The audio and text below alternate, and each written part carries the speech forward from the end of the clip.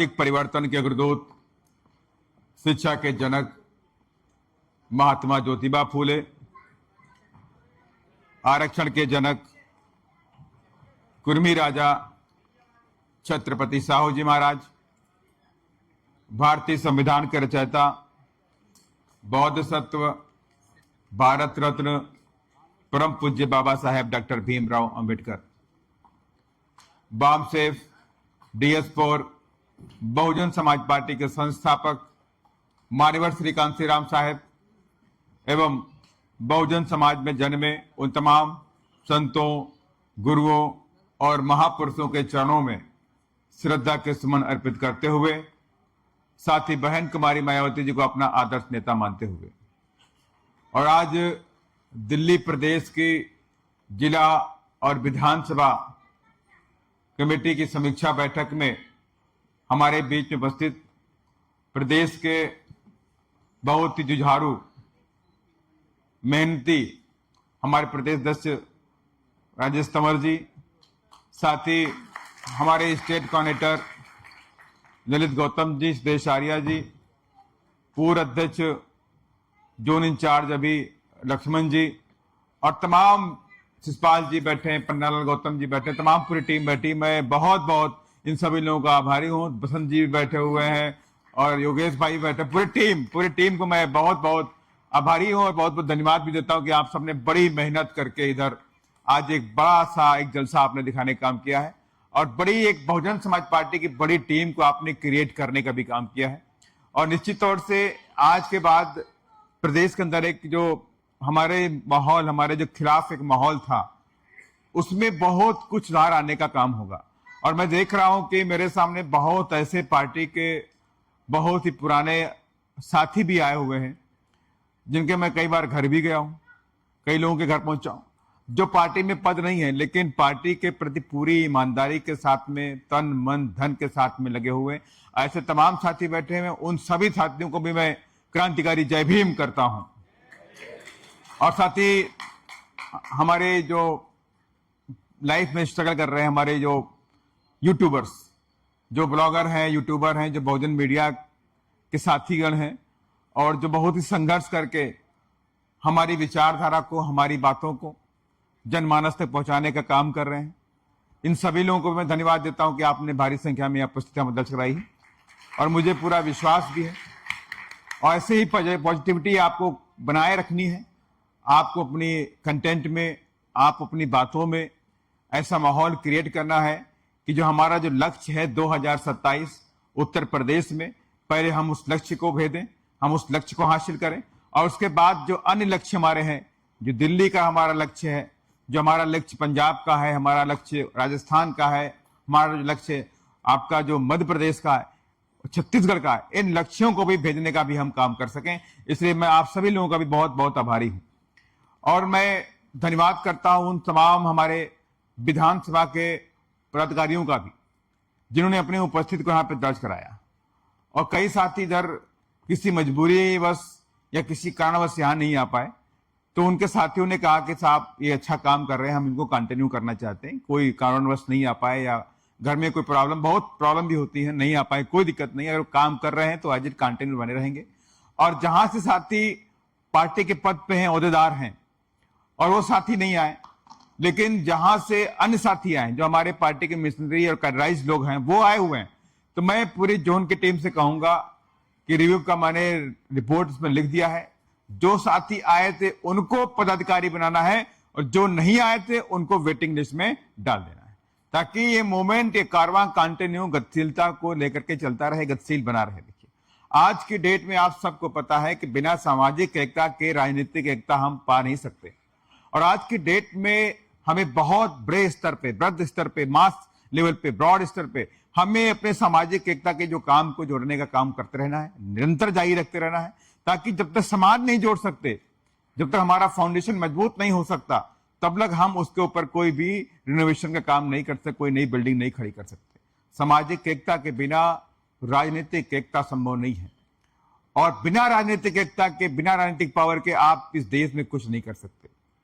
जिस तरह से सिचुएशन है, आपने देखा हुआ है कि 2014 से लेकर के 2026 चल रहा है, मेरे पास एक आंकड़ा है 2019 से लेकर 2026 में इस देश के अंदर 93,000 स्कूल बंद कर दिए गए। एक बहुत बड़ा आंकड़ा है। 93,000 स्कूल बंद कर दिए गए और उसके अंदर 65 लाख बच्चे जो पढ़ रहे थे वो आज आउट ऑफ स्कूल है। ये देश का दुर्भाग्य है। देखिए कि 65 लाख हमारे जो बच्चे हैं, गरीबों के बच्चे हैं, वो शिक्षा से महरूम होने जा रहे हैं।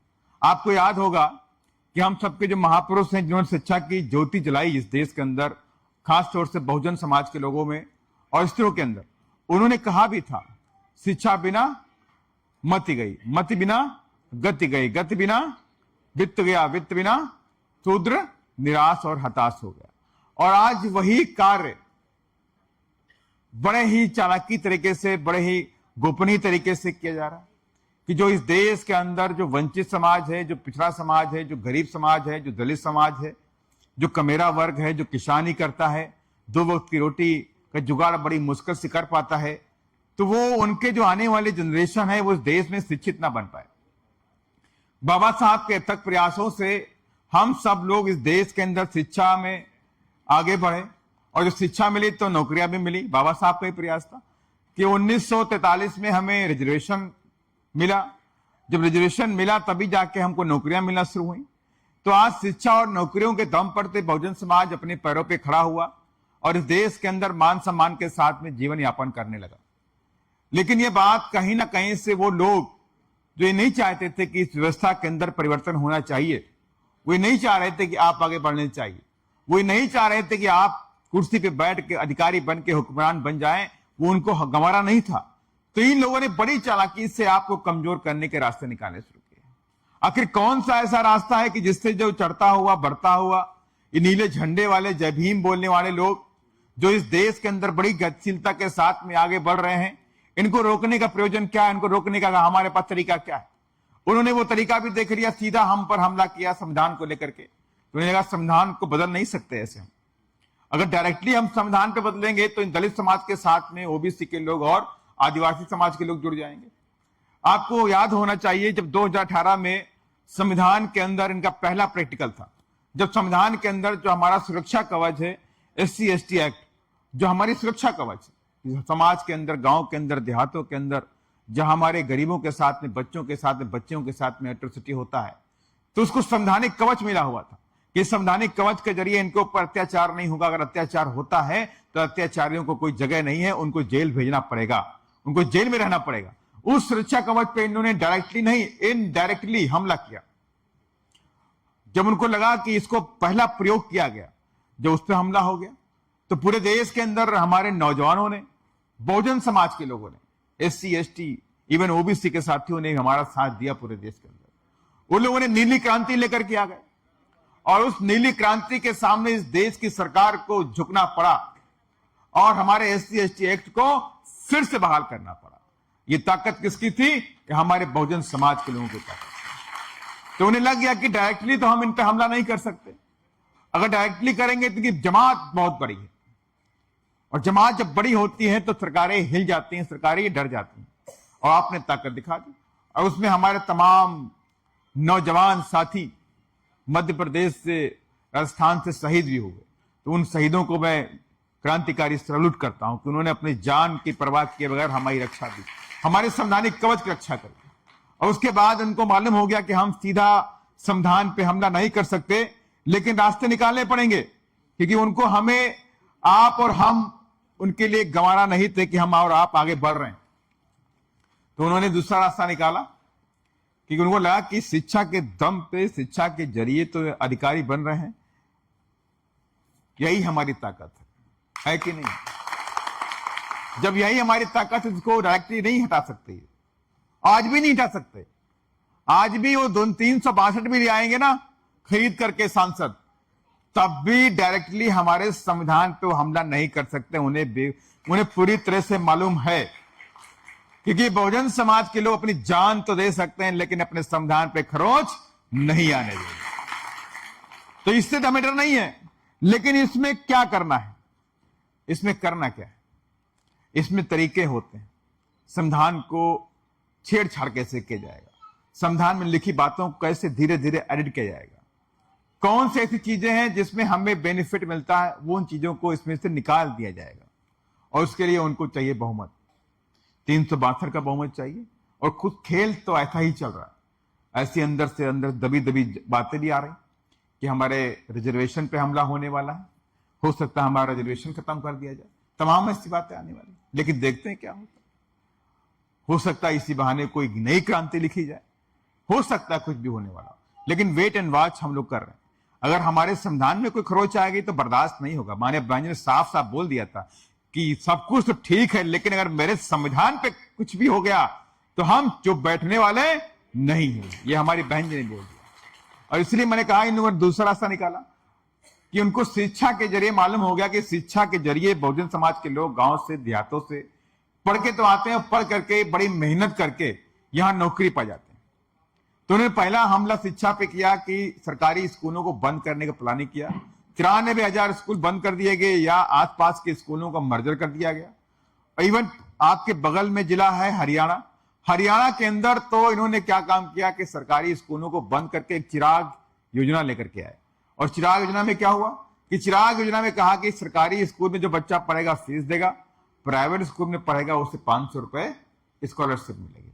इस तरह की योजना लेकर के आए। अब लोग दुविधा में आ गए। साजिश बड़ी बड़ी थी। अगर जैसे ही आप अपने बच्चों को सरकारी स्कूल से निकाल के प्राइवेट स्कूल में डालोगे तो उनके पास एक मौका मिल जाएगा। कहेंगे भाई सरकारी स्कूल में बच्चे पढ़ने नहीं आते हैं, तो क्यों ना सरकारी स्कूल प्रदेश से बंद कर दिया जाए। अब सरकारी स्कूल बंद। अब जो सरकारी स्कूल बंद तो कुछ दिन के बाद कहेंगे प्राइवेट स्कूल खर्चे निकाल नहीं पा रहे हैं, तो अब ये स्कॉलरशिप बंद की जाती है। अब आपको फीस देना पड़ेगा। और जब फीस देना है तो मुझे याद है जब मैं एजुकेशन ले रहा था प्राइमरी में या मीडियम इंटरमीडिएट की या हाई स्कूल की, तो मैं 5 रुपए या 6 रुपए फीस देता था। आज की डेट ज्यादा हो गई फीस। सरकारी फीस में मैंने जो क्लास 6 पढ़ा है तो मुझे याद है कि 1 से 2 रुपए फीस पड़ती थी। 12th में मैंने किया है तो शायद 150 रुपए के आसपास फीस पड़ी। और जब मैंने बीटेक किया, एमबीए किया, तो हमारे बहन जी की देन थी कि उन्होंने उत्तर प्रदेश में 0 फीस पे एडमिशन का ऐलान कर दिया। कहा कि कोई फीस नहीं पड़ेगी। एससी एसटी और ओबीसी के गरीब बच्चों को तो इस प्रदेश के अंदर 0 फीस पे एडमिशन होगा, 1 रुपया फीस के नाम पे नहीं लिया जाएगा। और मैंने भी उसी में अप्लाई किया और मैंने भी वहां से एमबीए भी किया, बीटेक भी किया, 0 फीस पे किया। ऊपर से माने बहन जी की योजना थी जिसके तहत मुझे 75,000 रुपए साल में स्कॉलरशिप भी मिली, तब मेरी पढ़ाई पूरी हो पाई। लेकिन अब यह सिचुएशन है कि उत्तर प्रदेश में भारतीय जनता पार्टी ने 0 फीस पे एडमिशन पूरी तरह से बंद कर दी है। आपको ज्ञात होगा, बहुत सारे साथी बैठे हुए, आप कोई 0 फीस पे एडमिशन नहीं होता और एडमिशन होगा नहीं तो हमारे गरीब बच्चे पढ़ नहीं सकते। तो पहला काम स्कूल बंद कर दिए गए, गरीबों की पढ़ाई को महंगे कर दिया गया, सरकारी स्कूलों को बंद कर दिया, आप प्राइवेट स्कूल में पढ़ा नहीं पाएंगे। देश के अंदर 3 करोड़ की वैकेंसी है, देश में 3 करोड़ नौकरियों की वैकेंसी है। सरकार के पास सिर्फ आज की डेट में 1.2 करोड़ की फिलिंग है। 1.2 करोड़ पोस्ट भरी गई हैं और 1.8 माने 1 करोड़ 80 लाख वैकेंसी आज भी इस देश, पूरे देश के अंदर खाली, जिसमें all India state employ federation का भी रिकॉर्ड है कि उनके हिसाब से स्टेटों के अंदर करीब करीब 30 लाख नौकरियां खाली पड़ी। केंद्र में खुल्लम खुल्ला जो चैलेंजेस है कि 2-3 मंत्रालयों के अंदर 10 लाख नौकरियां खाली पड़ी हैं। मात्र रेल मंत्रालय के अंदर 2.5 से 3 लाख की नौकरी खाली, होम मिनिस्ट्री के अंदर 3 लाख की नौकरी खाली है। सेंट्रल गवर्नमेंट की जो एजुकेशन डिपार्टमेंट है उसमें करीब करीब 47,000 नौकरियां खाली पड़ी हैं, लेकिन ये नहीं भर रहे, ये नहीं भर रहे। उन्हें मालूम अगर 1.8 करोड़ लोगों को हमने भर्ती कर दिया इस देश के अंदर तो 1.8 करोड़ के हिसाब से 15% या 20% के हिसाब से तो ये एससी लोग नौकरी पा जाएंगे, एसटी पा जाएंगे और 27% के हिसाब से ओबीसी के भी लोग नौकरी पा जाएंगे। तो माने कि मोर देन 50% के आसपास से बहुजन समाज के नौकरी पाएंगे। तो आपकी नौकरियों पे हमला हो गया। माने शिक्षा तो करके आप आएंगे लेकिन आपको नौकरी नहीं मिलने वाली। अब नौकरी नहीं मिल रही तो क्या होने वाला है? आपका जो बच्चा पढ़ रहा था वो भी नहीं पढ़ पाएगा, क्योंकि आप क्या करते हैं, आप ये कॉन्ट्रैक्ट बेसिस पे नौकरी दे रहे हैं जिसमें 18,000 रुपए, 20,000 रुपए, 25,000 रुपए, मैक्सिमम 25 से 30,000 रुपए, 25 से 30,000 में नौकरी दे रहे हैं कॉन्ट्रैक्ट बेसिस पे, उसमें आपको भी नहीं मिल रही। आपको नौकरी मिल रही कहां?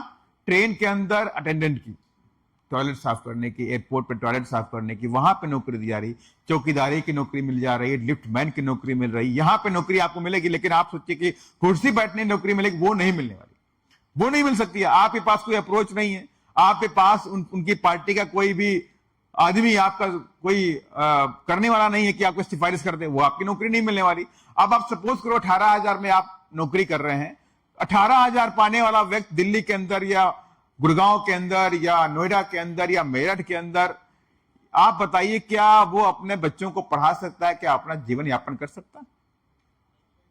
1% भी नहीं कर सकता। 5 से 7,000 रुपए, 10,000 रुपए किराया देगा तो 8,000 में पढ़ाएगा कैसे? बड़ी चालाकी से बहुजन समाज के लोग, जो बच्चे जनरेशन, नई जनरेशन थी, वो आज 65 लाख बच्चे ऐसे नहीं हुए। 65 लाख बच्चे इस देश में आज इस आउट ऑफ स्कूल में पढ़ाई नहीं कर पा रहे। हम लोग दिल्ली गए थे जब एक वाल्मीकि समाज के बच्चे को पीट पीट के मार दिया गया था। कहां पे गए थे?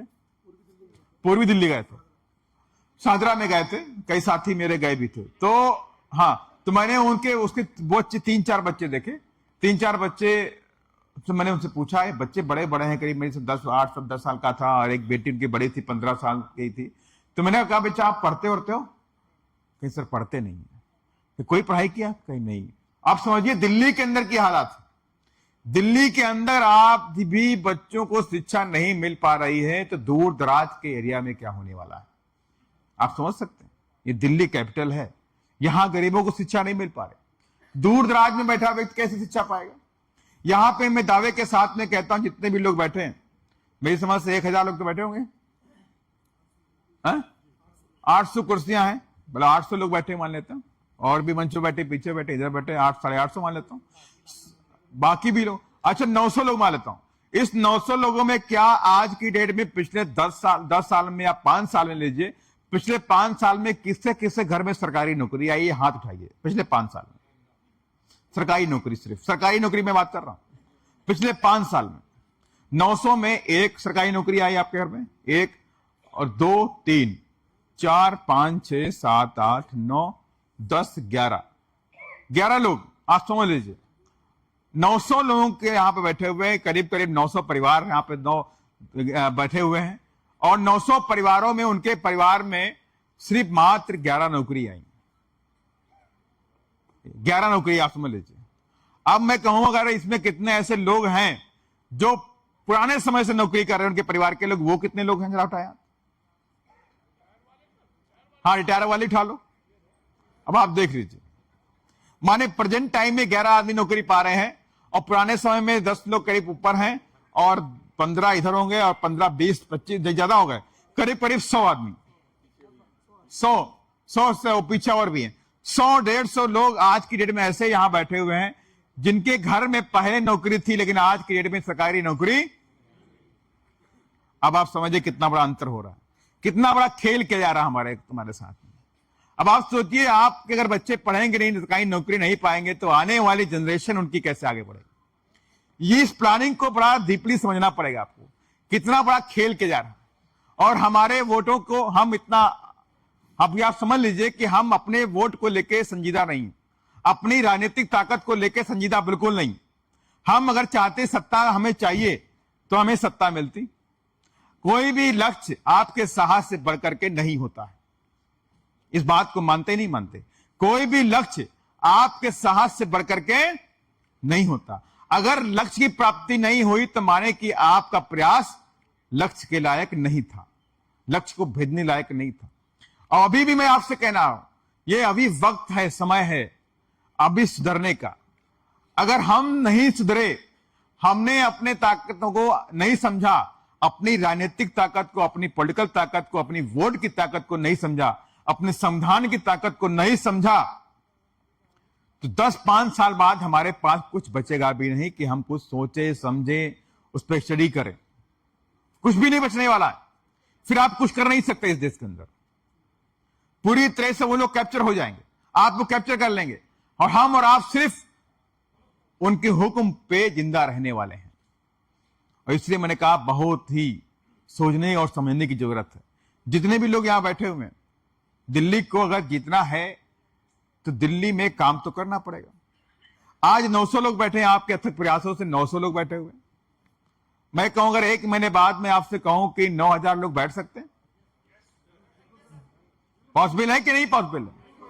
900 को मल्टीप्लाई मैं 10 से कर दूं तो 9000 होते हैं, और एक बंदा जो यहां बैठा हुआ 10 आदमियों को जोड़ेगा तो 9000 होते हैं।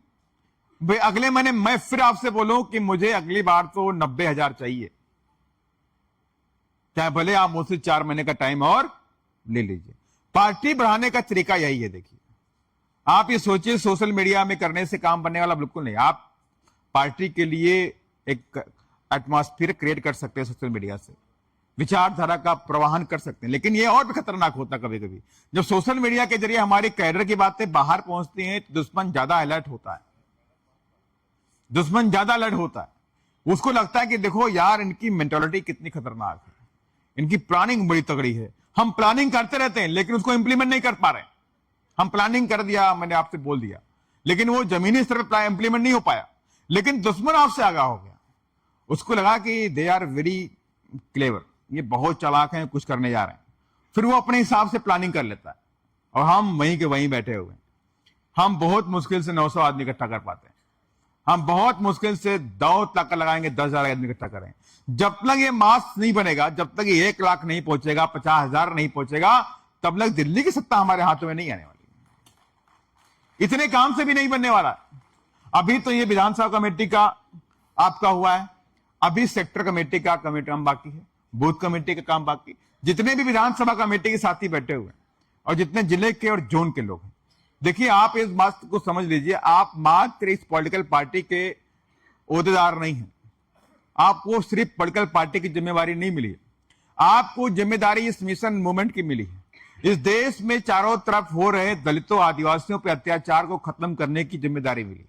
आपको इस देश में आने वाली जनरेशन को इस देश में मान सम्मान से जिलाने के लिए, उनको जिंदा रखने के लिए, यह भी जिम्मेदारी आपको मिली हुई है। ये मात्र पार्टी को सत्ता में लाने की जिम्मेदारी नहीं है। पार्टी को सत्ता में इसलिए लेकर के आना है कि बिना सत्ता के हम वो काम नहीं कर सकते, because political power is the master की।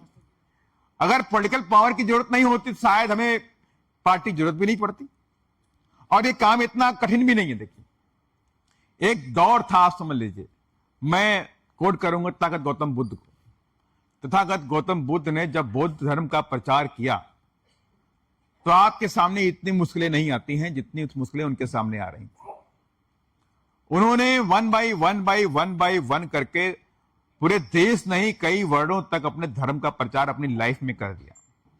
बहुत बड़ा धर्म बना, बहुत चला भी वो। देखिए, आज भी हम लोग उनके अनुयायी हैं, हमको उनसे सीखना चाहिए। माउथ टू माउथ और माइंड से, अपनी विचारधारा से कैसे किसी को उसे कन्विंस करना है, ये बहुत बड़ी प्रक्रिया थी। मतलब कि उस टाइम सोशल मीडिया भी नहीं था, गाड़ियां भी नहीं थी, घोड़े भी नहीं थे कि आप घोड़े में बैठ के दौड़ रहे हो, हवाई जहाज में दौड़ रहे हो, ट्रेन में जाके दौड़ रहे हो, कुछ भी नहीं था। माउथ टू माउथ काम हो रहा था। उनके जो भक्त थे, शिष्य थे, जो हमारे बनते हैं आज की डेट में, उन लोगों ने बौद्ध धर्म का प्रचार ऐसे नहीं कर दिया, बहुत ताकत लगाई, बहुत मेहनत किया, तब जाके वो सर्वश्रेष्ठ विचारधारा पूरे वर्ल्ड में फेमस हुई। देखिए, उसके लिए कितना काम करना पड़ा होगा। अगर उतनी जो उनके सामने दिक्कतें आई, आप समझिए कितने लोग मारे गए, कितने लोग काटे गए, क्या हुआ, सब कुछ पता है आपको।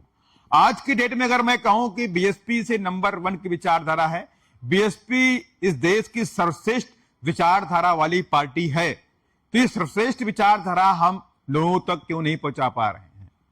क्या हम नीचे बैठ करके क्या काम नहीं कर पा रहे?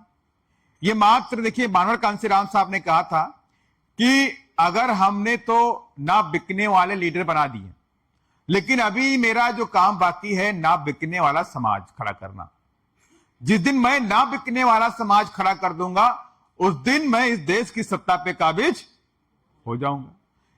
मानव कांसीराम साहब ने अब तक प्रयासों से उत्तर प्रदेश के अंदर तो समाज को ना बिकने वाला बना दिया, लेकिन मैं अभी पूरे देश के अंदर में जाता हूं, मैं देखता हूं, एनालिसिस भी करता हूं, दुख भी होता है कि मेरी 90% जो एनर्जी होती मैं अपने समाज को जगाने में, उनको समझाने में, उनको उठाने में लगा देता हूं।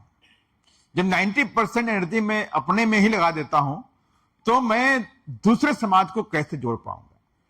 अगर ये मेरा जो समाज है, सोता हुआ समाज जग जाए और ये इनका जो आईक्यू लेवल है, इनकी जो विचार माइंड सेट है, विचार बीजेपी और कांग्रेस की टक्कर दे दे कि कुछ भी हो जाए, अपनी पार्टी को हम नहीं छोड़ेंगे। मेरी पार्टी बीएसपी है और मरते दम तक, आखिरी सांस तक अपना वोट बीएसपी को देंगे और हर स्तर पर हम इसको आगे बढ़ाएंगे, चाहे मेरा तन लगे, चाहे मेरा मन लगे और चाहे मेरा जेब से पैसा लगे। और हर स्तर से पार्टी को सींचेंगे तो पार्टी बढ़ेगी, नहीं सींचेंगे तो पार्टी नहीं बढ़ेगी। उधर बीजेपी के लोग बहुत चालाक होते हैं। देखिए, बीजेपी के लोगों को आप कन्विंस करिए, डेली आप उनके पास जाइए, लेकिन आपको वोट नहीं करेंगे, वो नहीं करेंगे आपको वोट।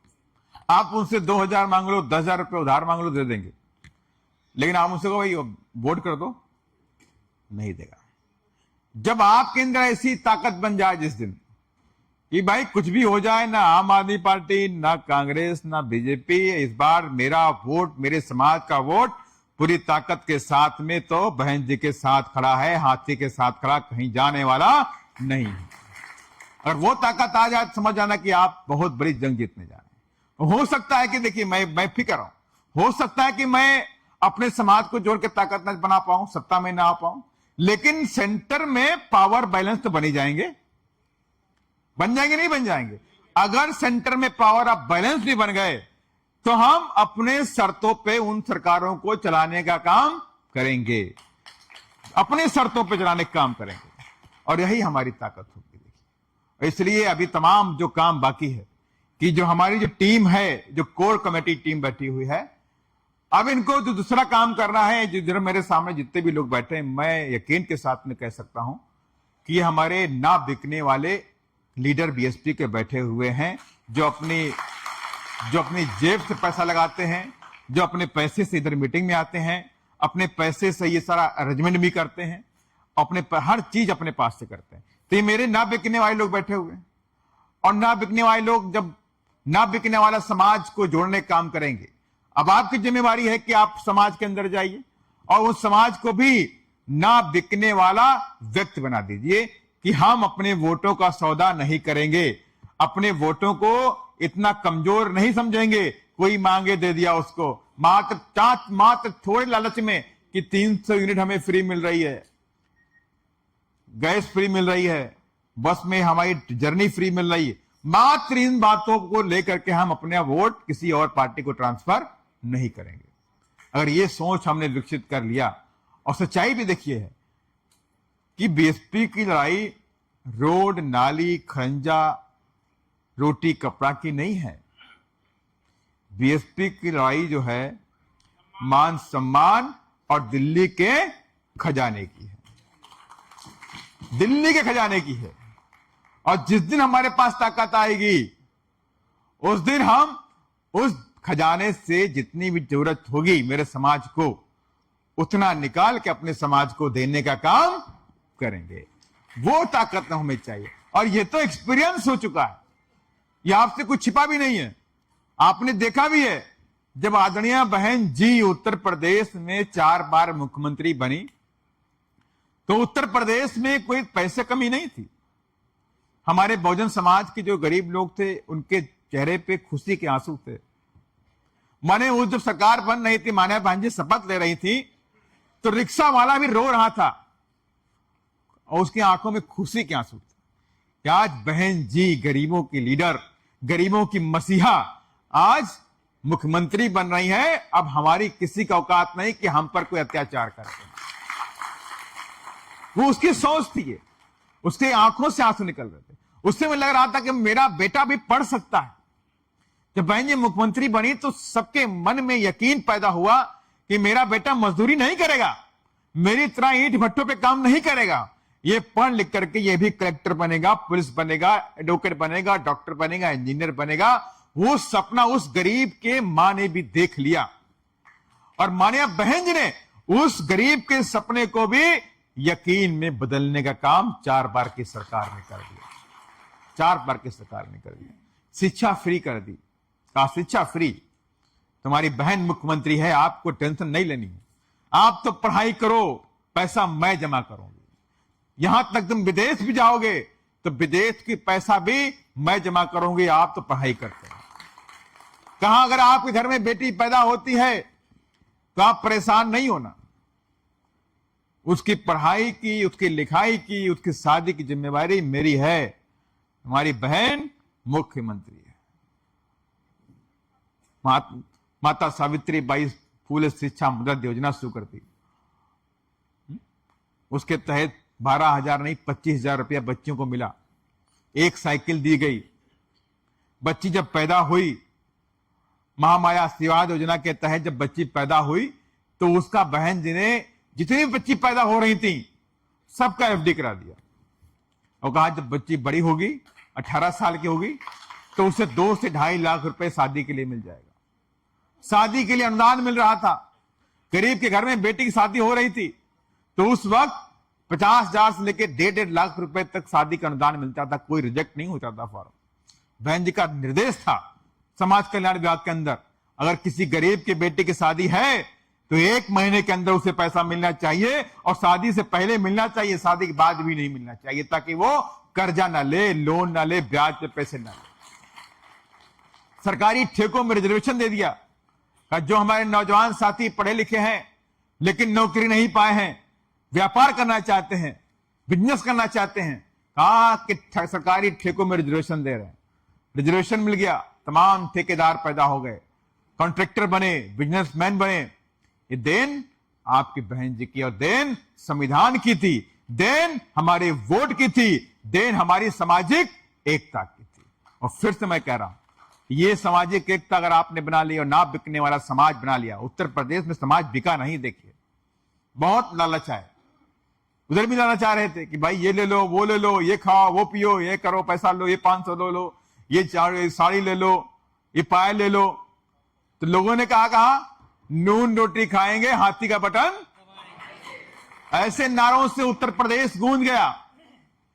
लोग धराशायी हो गए और यहां तक कि उन्हें मालूम हो जाए कि इस गांव में बीएसपी का झंडा लगा है तो दूसरी पार्टी वाले घुसते ही नहीं थे। कहा चलो चलो चलो चलो, यहां टाइम ना खराब करो, ये लोग हमको नहीं देंगे। लेकिन क्या है करे, ये सब बीएसपी वाले लोग हैं, नहीं देने वाले, बिकने वाले नहीं है, झुकने वाले भी नहीं है। कुछ भी कर लो, ये वोट वहीं जाएगा। कहां जाएगा? आवाज नहीं आई, कहां जाएगा? आप देखिए लीडर है बीएसपी के, आते हैं। ये जो मंच है परमानेंट नहीं होता, ये मंच परमानेंट नहीं होता। इस मंच पे मेरा कार्यकर्ता कोने में बैठा होगा वो वर्कर है, सच्चा ईमानदार है, डिवोटेड है, कमिटेड है, डिसिप्लिन्ड है और उसने अपने काम में जज्बा दिखाया है। तो हो सकता वो बंदा भी आज यहां पर बैठ जाए और परसों आकर के आपको सुनाए।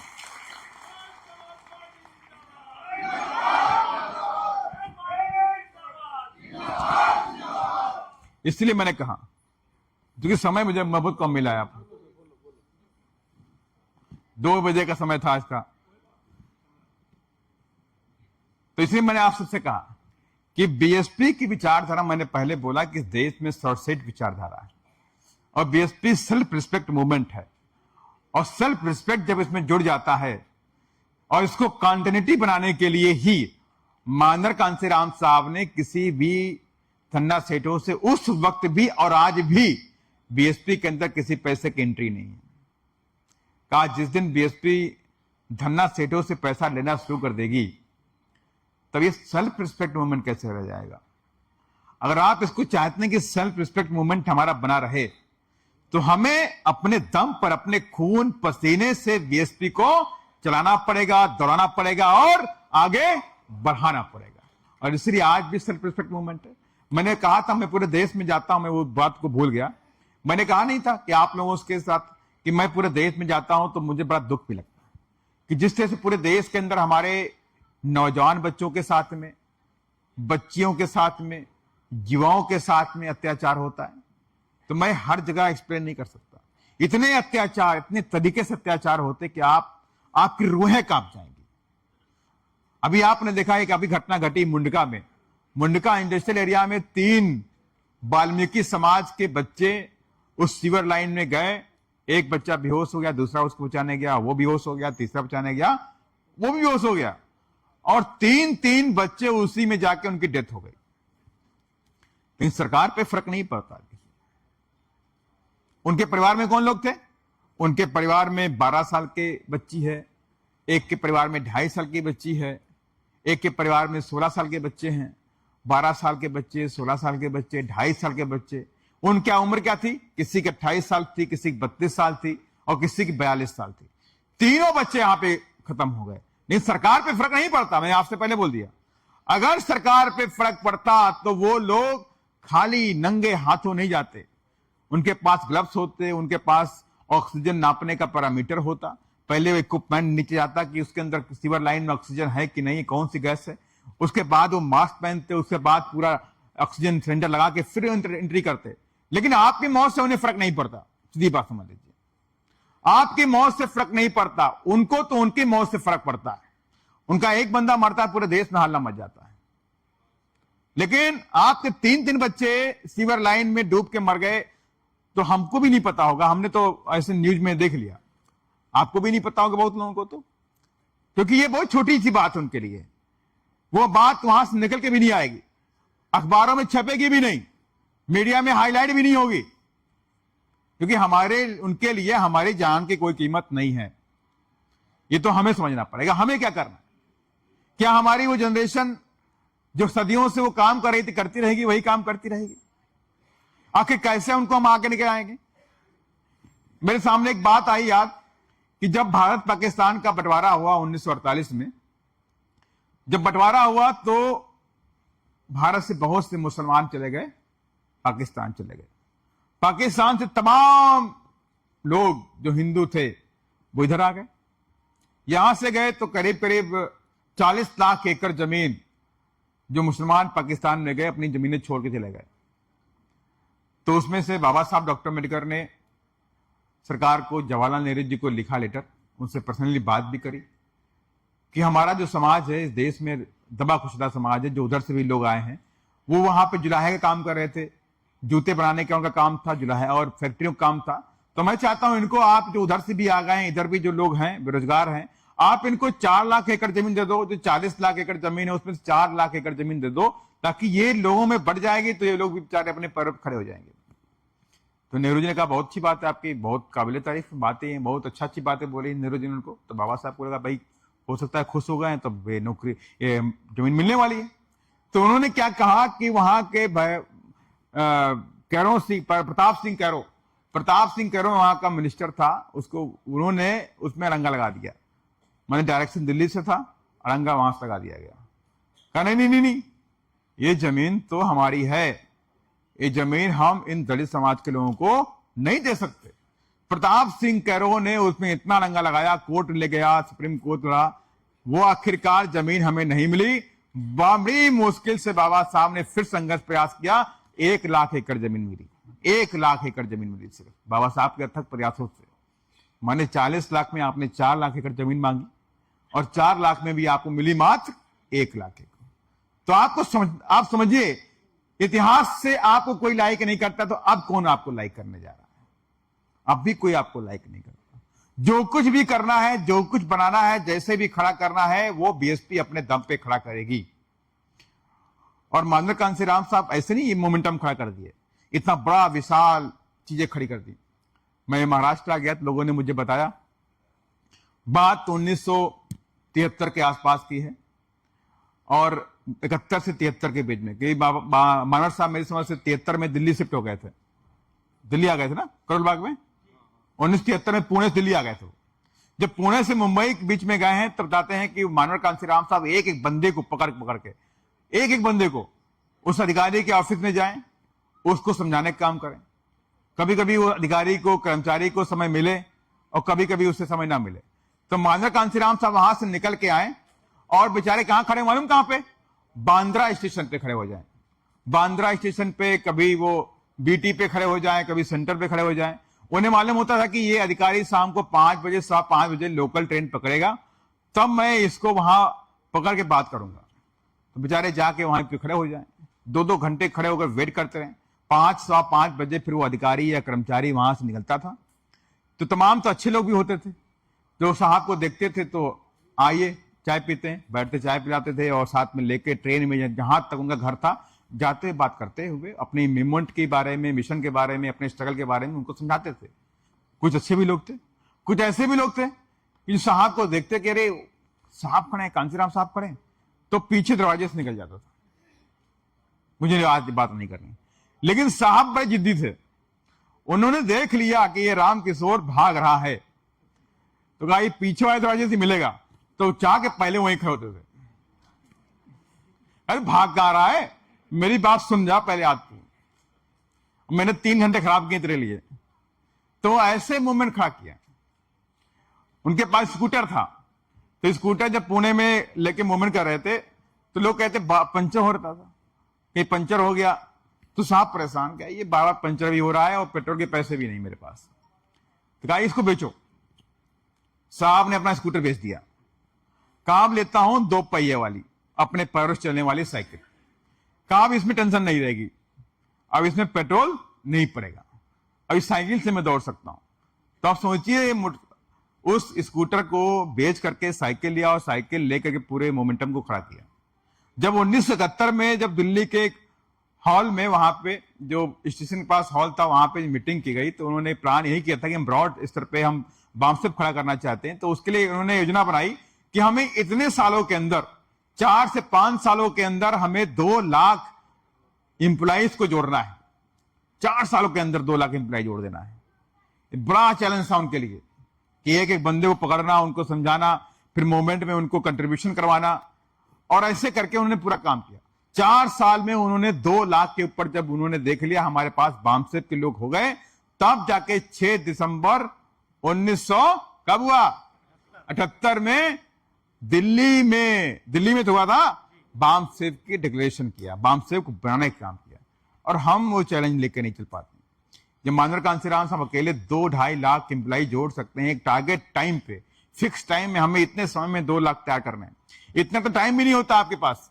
दिन तो 365 होते हैं, होते कि नहीं होते हैं? 365 दिन होते हैं, और 4 साल में कितने हो गए? 1500 के नीचे रहेंगे भाई। 3 चौको 12 और 6 चौक 24, 1440 और 5 चौको 20, 1460 हो गए, नहीं हो गए? 1460 दिनों में 2 लाख बामसेप की बड़ी टीम मानर साहब ने इस देश में खड़ी करने का काम किया था। तब जाके बामसेप बनी थी। ये मोमेंटम, ये कारवां, ये ताकत, ये ऐसे नहीं मिली, इसके पीछे संघर्ष है। और श्री मानव कांसीराम साहब ने कहा था, संघर्ष से ही सत्ता मिलती है। संघर्ष से सत्ता की अगर मैं बात करूं तो ये प्रूफ हो चुका है, और वो आपके सामने है, बहुजन समाज पार्टी। बिना संघर्ष के सत्ता आपको नहीं मिल सकती। और वो संघर्ष, वो दौर अगर आप दिल्ली के अंदर लेकर नहीं आएंगे तो आप सत्ता से बहुत महरूम हैं, और आगे भी महरूम रहेंगे। सत्ता नहीं मिलेगी इतनी आसानी से। आप सोचिए, इतने छोटे से काम को लेकर के मोमेंटम कर रहे हैं, मात्र 10-12 आदमी हमारी टीम के लोग काम कर रहे हैं, बाकी लोग घर में आराम कर रहे हैं, तो ऐसी सत्ता नहीं मिलने वाली। जब तक एक खून का उबाल है, हर दिल में नहीं आएगा, हर जिस्म में नहीं आएगा, हर दिमाग में सोच नहीं पैदा होगी सत्ता की, तब तक ये सत्ता नहीं मिलने वाली। जब तक उबाल बनाइए, खून को गर्म करिए, अत्याचार को बर्दाश्त ना करने की कसम खाइए, ना ये बर्दाश्त करिए कि मेरे समाज पे कहीं अत्याचार होगा, मैं चुप नहीं बैठ सकता, इसके लिए मुझे राजनीतिक पावर चाहिए। मात्र इस बात से नहीं बात बनने वाली कि आप कोई अत्याचार हुआ, मैं जाके वहां घर जाके मिल के चलाया, या उनको कुछ थोड़ा मोड़ा दे के चलाया। वो एक राहत है, फौरी टाइम की राहत है। देखिए, आप अत्याचार नहीं रोक सकते। अत्याचार रोकना है तो आपको सत्ता में आना पड़ेगा। आप एक जगह जाओगे, आप दिल्ली में कहीं किसी घर में जाओगे तो राजस्थान में घटना घटेगी, राजस्थान में जाओगे तो पंजाब में घटना घट जाएगी, पंजाब में जाओगे तो मालूम होगा आंध्रा में भी हो गया। आप क्या करते रहोगे? ये अत्याचार नहीं रुकने वाला। अत्याचार तभी रुका है जब मान्य बहन जी उत्तर प्रदेश में मुख्यमंत्री बनी। किसी की हिम्मत नहीं था कि हमारी बहू बेटियों की तरफ आंख उठाकर कोई देख ले।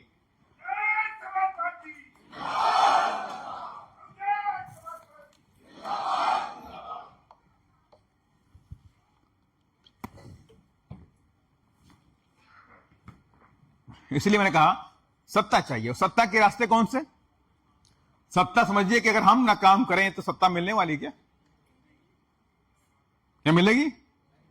आप सब लोग आराम करो, आराम से बढ़िया घर में ऐसे में बैठो और ये हमारी टीम काम करते हुए एक सत्ता मिल जाएगी क्या?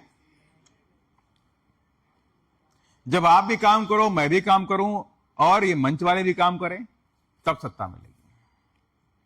रात दिन काम करेंगे, सत्ता मिलेगी।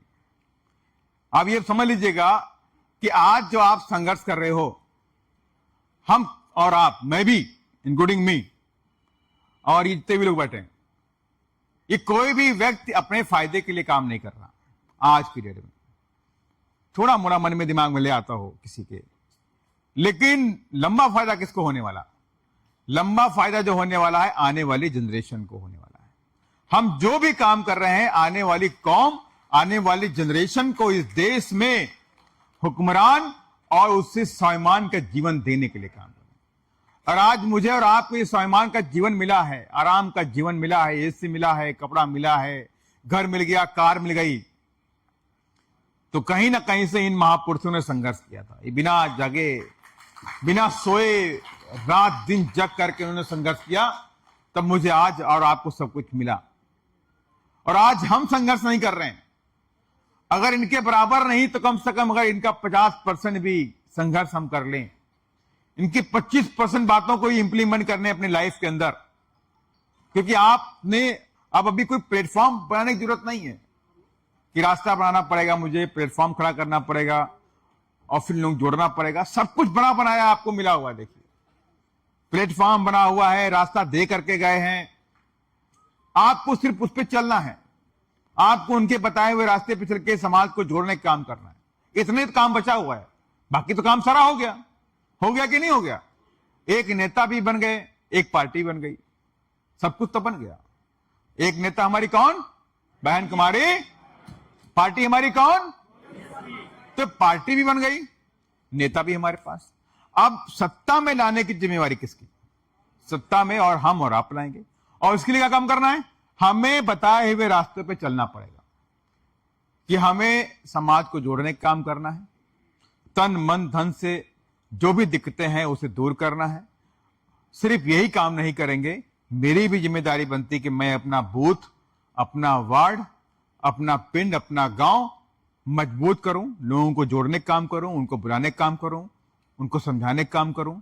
अगर आपके गांव में, आपके देहात में, आपके बगल में किसी अपने समाज के गरीब व्यक्ति के, किसी भी गरीब व्यक्ति के घर में 2 वक्त की रोटी नहीं है, तो आपको उसके लिए 2 वक्त की रोटी का इंतजाम करना पड़ेगा। यार भाई, मुझे तो अच्छा नहीं लग रहा आज मेरे पड़ोस में यार गरीब आदमी के बच्चे भूखे बैठे हैं और मैं कैसे खा लूं? चलो कोई बात नहीं, आज उसके पास नहीं है तो मैं उसको दे के आता हूं। जब तक ये भावना डेवलप नहीं करेंगे तो समाज का उद्धार नहीं हो सकता। कि मेरे घर में है तो ऐसा नहीं कि मेरे घर में, हो सकता कि बगल वाले घर में देख लो है कि नहीं है।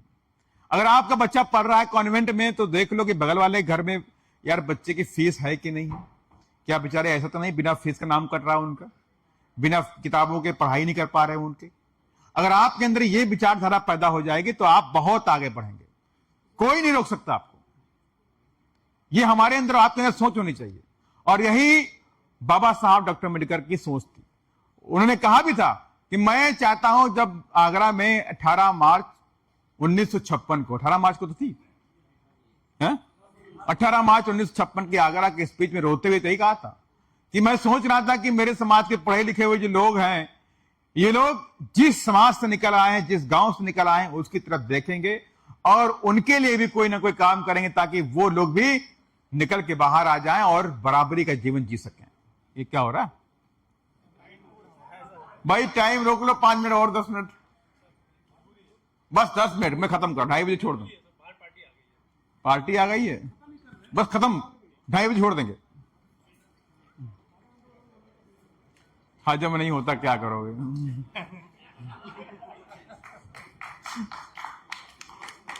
लेकिन देखिए, बहुत सारी बातें करनी थी, बहुत सारी बातें मैं करना चाह रहा था, लेकिन आज नहीं हो पाया।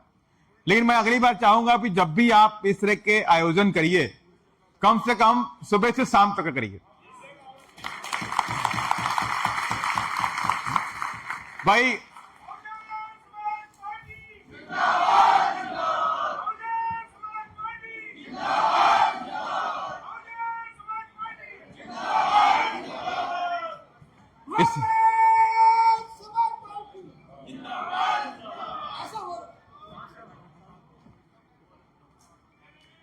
अगली बार फिर करेंगे। मुझे यकीन है अभी तो आज आकाश जी को आना था, नहीं आ पाए, लेकिन फिर भी हम दोबारा करेंगे और कोशिश करेंगे इस बार ताल कटोरा स्टेडियम बुक करेंगे। भर लेंगे आप लोग, पक्का है? आज तो आप 900 लोग अकेले आ गए हो, अगली बार पूरा परिवार आना चाहिए हैं? और खास तौर से मेरी बाम साहब की टीम।